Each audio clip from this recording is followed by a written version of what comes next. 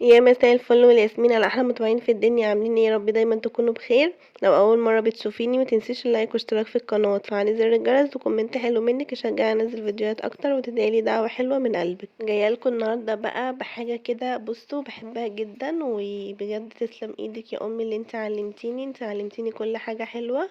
بجد ربنا يخليكي ليا. هنعمل النهارده فطير بالسكر. انا بجد احمد قال لي مش هجيبه تاني من بره، على طول ابقى اعمله لي في البيت. بجد سهل جدا وبسيط وطعمه احلى من بره بكتير. نسمي الله ونشوف مقاديرنا. دول كوبايتين ميه، سوري انا اسفه، دي كوبايتين دقيق. كوبايتين ميه ايه، هما كوبايتين دقيق ونزلت عليهم بنص كوبايه ميه بالتدريج، وحطيت عليهم ذره ملح وذره سكر بس كده. وابتديت بقى ان انا انزل عليهم بالميه بالتدريج لحد ما الدقيق اتلم معايا وبقى عجينه. هبتدي بقى ان انا الم واعجن بالشكل ده.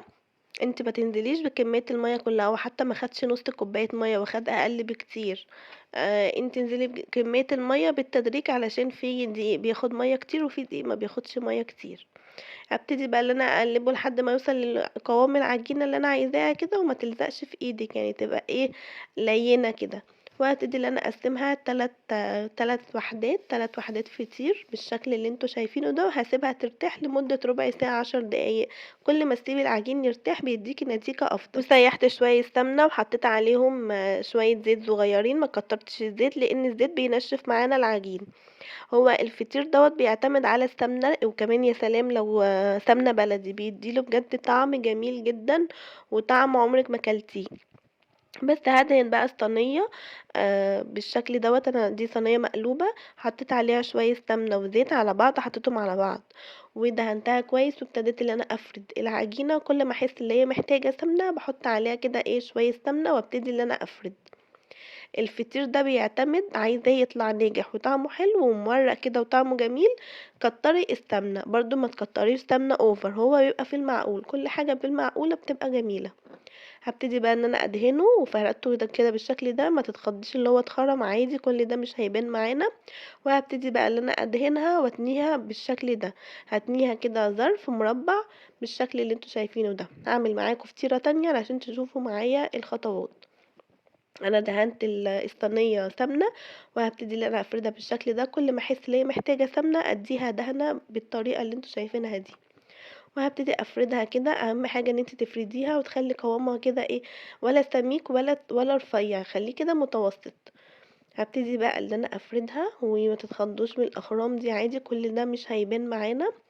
هتنيها بقى وهدهنها دهن السمنه وزيت، وهتني الحرف التاني بالشكل اللي انتوا شايفينه ده، وهدهنها برضو سمنة وزيت، بصوا هطبقها بقى باللي انتوا شايفينه بالطريقة دي.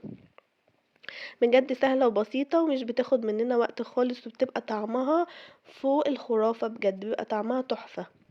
انا عملت 3 فطاير بجد اتاكلوا اصلا في نفس اليوم في القعده، بجد كان طعمهم حلو قوي. هسيبهم بقى يرتاحوا برضو لمده ربع ساعه. كل ما تسيبي العجين، اي عجين عموما، اي عجنه انت هتعجنيها لازم تسيبي الدقيق العجين يرتاح كده لمده ربع ساعه نص ساعه. اهم حاجه انك تغطي الدقيق في الفتره اللي هو بيرتاح فيها، اللي انت بتسيبيه اللي هو العجين يرتاح فيها شويه. تسيبي العجين وتغطيه بفوطه بقى بطبق وتحطيه في الفرن، علشان لو في اي هوا او اي حاجه ما يدخلوش طبعا اتربه وما ينشفش من فوق الوش منك. ولما تيجي تفردي تلاقي كده ان هو في كلاكيع من فوق الوش. بعد ما سبته يرتاح كده لمده ربع ساعه 10 دقايق بالكتير قوي، ابتديت ان انا افرده كده فرده بسيطه، مش هتك عليه ولا بالنشابه ولا اي حاجه، افرديه كده بايدك زي ما انت عايزه. هتلاقيه بقى اللي هو بيتفرد معاكي بكل سهوله لان انت سبتيه يرتاح شويه. وهبتدي بقى هجيب الطاسه واحط بقى فيها نقطه زيت بالظبط، او لو الطاسه بتاعتك مش بتلزق حطي الفطير على طول. حطي بقى نقطه زيت نقطه سمنه زي ما انت عايزه. وهبتدي بقى ان انا احطه، هو بصوا بيستوي بسرعه جدا وما بياخدش اي وقت. هتسيبيه بقى وهتفضلي تقلبي فيه كده، وخلي بالك طبعا عشان ما يتحرقش ويتلسع منك. ولو وصلتي معايا للمرحله دي ما تنسونيش بقى في اللايك واشتراك في القناه وتفعلوا زر الجرس وتكتبوا لي كومنت حلوه وتدعوا لي دعوه حلوه من قلبي. هو خلاص استوى معانا وبقى تمام. ابتديت بقى ان انا اسخن شويه لبن، وحطيت بقى عليه سكر بودره، حطي عليه سكر بودره عسل اي حاجه زي ما انت بتفضلي ان انت تاكليه. وسخنت شويه لبن وابتديت ادلق عليه كده بالشكل اللي انتوا شايفينه ده. بجد كان طعمه حلو جدًا، عايزين بقى تحطوا عليه مكسرات ده اختياري، أنا كان عندي، لو ما عندكيش برضه مش مشكلة، إحنا أصلًا بناكله كده حاف من غير أي حاجة. هابتدي بقى إن أنا حطيت فيه اللبن والسكر البودرة، عايزة تحطي عليه عسل أبيض بيبقى جميل برضه، عايزة تاكليه بالعسل والطحينة كده برضه بيبقى تحفة. ابتديت بقى إن أنا أقطّعه كده بالشكل ده، بجد كان طري وكان طعمه حلو جدًا، أنا مش قادرة أوصف لكم عن جماله. أنتم بجد لازم تجربوا الوصفة دي، واكتبوا لي بقى في الكومنتات لو أنتم جربتوها قولوا لي إيه رأيكم. أعمل إيه أنا بقى دلوقتي وأنا باسجل voice note؟ نفسي جريت تاني على الفطير، اللي يعمل فطير بقى يبعت لي واحدة، يالّا أنا مستنية أهو. وبس كده تكون وصفتنا خلصت، وباي باي.